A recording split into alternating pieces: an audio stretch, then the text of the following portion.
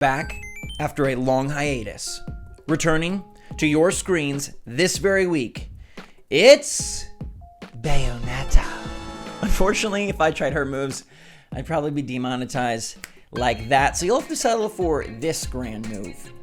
Good morning, Mario, and good morning, Switch fans. Hope you're all doing amazing. Less hairy, but definitely much more screen appropriate. We've got Nintendo of America losing some of their marbles. It's actually pretty hilarious. I feel like chaos began ensuing last night, into the middle of the night, into this morning, and now, like, what is going on over at Nintendo of America? We're gonna check in and find out. Plus, got a new Pokemon. Plus, Bayonetta 3 reviews are here, and no spoilers, no nudity, just the fact that this game is great. So make sure to hit that like button if you're excited for another week of gnarly Nintendo news and nifty Nintendo Switch game releases. I love you. It's so good to be back. Still feeling good. And on this kick, we go to 89, the year I was born, and Bayonetta 3's review score. That is pretty good. Good enough for 4th best Switch game of the year. So it's tied with XB3's Xenoblade Chronicles 3 and Bayonetta 3, Year of the Threes, with 89s on Metacritic. Will one pull ahead or lose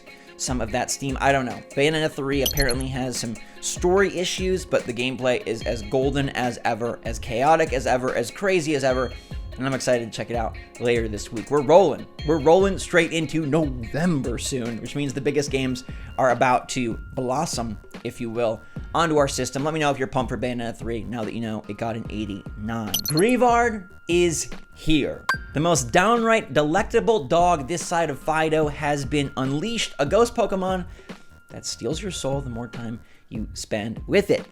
This is not some sort of fourth wall commentary on pets. I don't know what it is, but Greavard looks amazing. Little candle on his head and all sorts of cute. The dogs are double trouble. Fido and Greavard, two of the best dogs we have seen in the Pokemon era, and this really goes back to the Gen 1 designs. After some of the recent Pokemon maybe were a little bit more out there, I'm really a fan of this pup.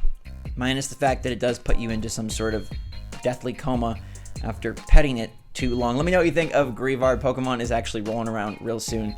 That game is out in like 23, 24 days, and I'm very excited, minus the performance issues that we mentioned previously. But all right. Let's talk about Nintendo of America and how they've kind of gone off the rails in the last 12 hours. So it's just like one of those weird situations where you question, what are they doing?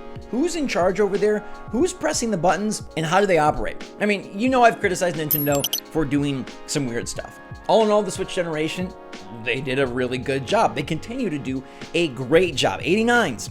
Bayonetta, another great pick. They didn't do really great with ACNH. They let that franchise just deflate. 40 million copies, and they refuse to put out any new content. Sometimes they do make strange decisions with Nintendo Switch Online, Game Boy Anyone, and their directs are occasionally just a cluster mess of who decided which trailers would go where. Also, Sports Story and Hollow Knight Silksong, blink twice if you're in trouble. Last night, Nintendo decided to trouble our temptations with a new game trailer, Yomawari Lost in the Dark. Now, I've never heard of Yomawari Lost in the Dark, but this is Nintendo of America tweeting about this, okay? They tweet about things such as new Pokemon, big sales, upcoming Fire Emblem Engage, and then all of a sudden they're like, Yomawari Lost in the Dark. The game drops today, so I do understand that, but this is a $40 game about avoiding ghosts in sort of an isometric 2D style. I'm really not sure why this game would get a prominent spot on Nintendo of America's Twitter, nor why a $40 game that doesn't seem to be maybe all that fleshed out is getting so much shine. But hold on, that's not that crazy. They followed that up by announcing that Oba Kaidoro is the new Nintendo Switch game trial for Switch Online members. Now, usually Nintendo of Japan, Nintendo of Europe, and Nintendo of America, they'll have different free game trials, right? We've seen stuff like Minecraft Dungeons, and we've seen Mario plus Rabbids. There's been some really great games on there. This one doesn't really seem like a traditional Nintendo of America pick. Now, you know what would have been a fantastic pick if they wanted to get spooky with it? Starts with an L, moves to an M, and ends with another 3. One of the other great 3s on the Switch. Luigi's Mansion 3. Instead, we get Oba Kaidoro, exclamation point, which is like an anime wannabe Dead by Daylight that came out 3 years ago, and it's free from October 26th to November 1st. Weird pick, strange choice, doesn't really seem like it has much appeal. Now, I looked into this game a bit, and to its credit, it has 2 reviews on Metacritic. No overall score because it's just got 2 reviews. The reviews are from Nintendo Force Magazine and Hey Poor Player. No slight to them. They gave it an 85 and an 80 respectively, and they said that, hey, it's a fantastic family-friendly version of Dead by Daylight, just what it looks like. So maybe there is some stuff with this game. Just a little weird that that's what they picked for their free game trial as we move into the big gaming season, the holiday gaming season. Maybe you think you try to really build people towards buying Switch Online, to being a part of your freaking system, since you didn't really update Switch Online this year. You still haven't announced the date for GoldenEye, even though we assume it's coming in December. Maybe you'd want to do something a little bit more momentous. Maybe this is a really exciting game that we should try out, but on the surface, Obakadori seems like a strange Nintendo of America move. Then, Nintendo decided to be ballsy once more, and Nintendo of America changed their YouTube channel. Now, Nintendo of America has been bold and asserted themselves as youtube.com/Nintendo. They are the Nintendo. When you search for the Nintendo YouTube channel, you get that one. That's where you see all the directs in English, all the trailers in English, all the commercials with Christina Aguilera and Jessica Alba, Brie Larson, Awkwafina, Serena Williams. There's got to be more.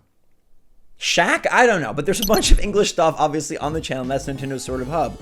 Well, today they changed it to Nintendo of America, effectively losing their check mark. So they're no longer verified, which I'm sure they'll fix in a heartbeat. It is Nintendo after all, and they can prove, look, we have a bajillion views. But strange. Now, some people have suspected that maybe this ties into the new YouTube handles system, which is effectively an @ for your YouTube channel. Although we kind of basically already had that. Like, I've been youtube.com/SwitchForce for eons, and now I'm at SwitchForce, but I'm also /SwitchForce. I don't know. It seems like a weird change to me, but Nintendo probably can't have a bunch of Nintendos, so they have to really separate Nintendo of America, Nintendo of Europe, Nintendo of Japan. But they did lose their check mark, which is kind of funny for someone as massive as Nintendo to get nixed the blue check, and it just seems like a very chaotic time over there. Picking a strange trailer to tweet out, picking a strange game to put for free, picking a weird time to change their YouTube channel when probably a bunch of trailer views are important. We got Bayonetta coming out, Pokemon coming out. Why now? It's a very, very silly day over at NOA, and sometimes it makes you wonder what buttons are pressed, who's pressing them, and why they choose to do it. And now this is a good moment to get your input, all right? I love hearing from you. I appreciate all of you very much. With a game like Bayonetta 3, do you want to see gameplay? Do you want to see a live stream? Would you like to see a review? With Mario + Rabbids Sparks of Hope, I knew there wasn't like a huge YouTube longing for the game, not a bunch of like desperate videos needed. So I did the review, and I thought that was the best way to say, hey, like, I super love this game. It's super worth your time and money, and here's a really cool way to present my thoughts on this masterpiece from Davide and Ubisoft.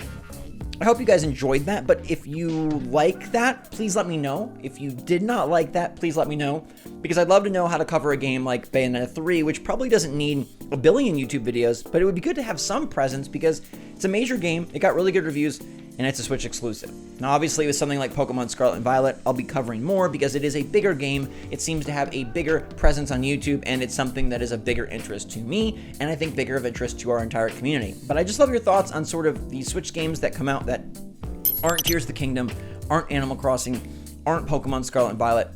What kind of coverage do you enjoy from me?